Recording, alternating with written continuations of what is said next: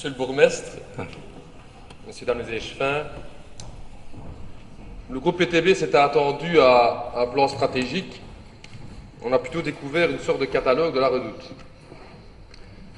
Peut-être d'abord un petit mot sur la méthodologie.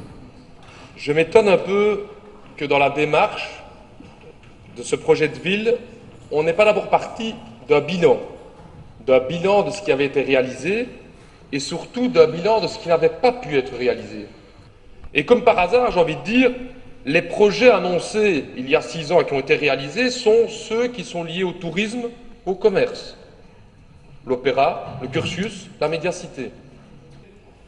Je peux regretter au niveau de la méthode d'abord que vous avez soigneusement sélectionné les thèmes qui étaient soumis. Quelle n'était pas un peu notre déception de voir que la question de l'emploi notamment, ou la question des taxes, n'était pas soumise à l'opinion publique. Alors, enquête contre enquête, je vais vous partager un petit peu une enquête que nous avons procédée.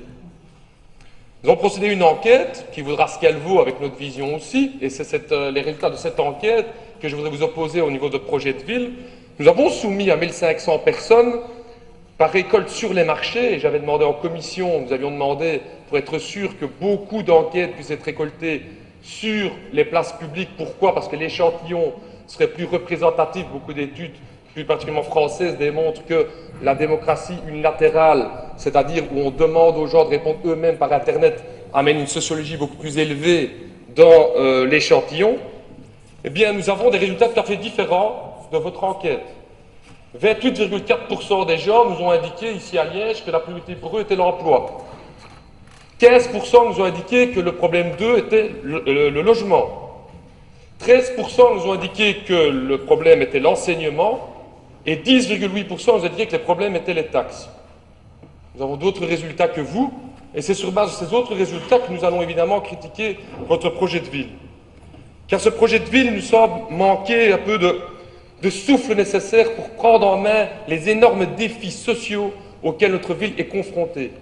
C'est comme un peu si ce projet de ville avait été écrit en dehors de cette crise.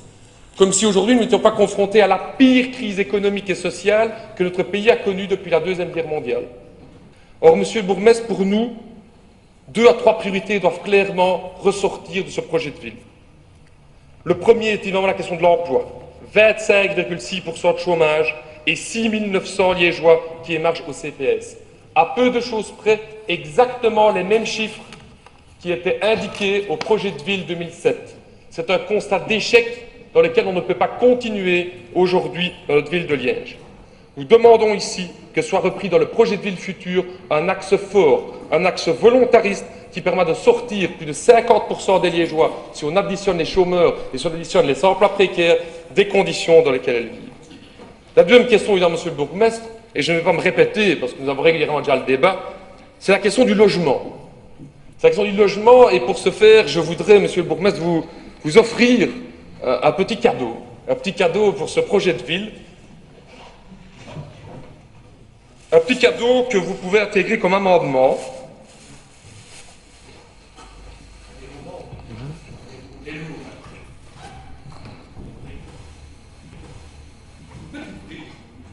Pour la première de construction de logements sociaux publics, je suis convaincu qu'avec ce projet, nous allons pouvoir relancer un besoin important dans notre ville de Liège.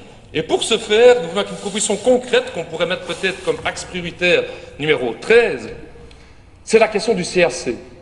Il se pose la question aujourd'hui, ce que nous allons faire sur ce site. Eh bien, monsieur le bourgmestre, je dis chiche, faisons-en un grand complexe de logements sociaux pour répondre, aux besoins dans le quartier, aux besoins de la ville, et impossible que ça devienne un chancre.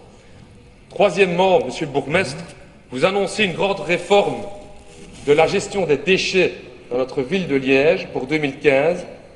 Ayant déjà eu les échos de vos collègues dans les autres villes de la commune qui négocient déjà avec Atradel, j'espère que vous ne prendrez pas cette même option qui est celle du conteneur à puce, puis spécialement dans notre ville de Liège où beaucoup de gens, plus encore que dans les autres communes, vivent dans les appartements. J'espère que nous n'allons pas appliquer ce type de mesures antisociales. Et pour ce faire, je clôturerai par ça, monsieur le bourgmestre, notre ville a besoin d'un plan ambitieux, pas d'une énumération d'un catalogue de différentes mesures. Nous sommes prêts à tendre la main à la majorité pour y arriver, mais pour ça, il faut une remise en cause profonde.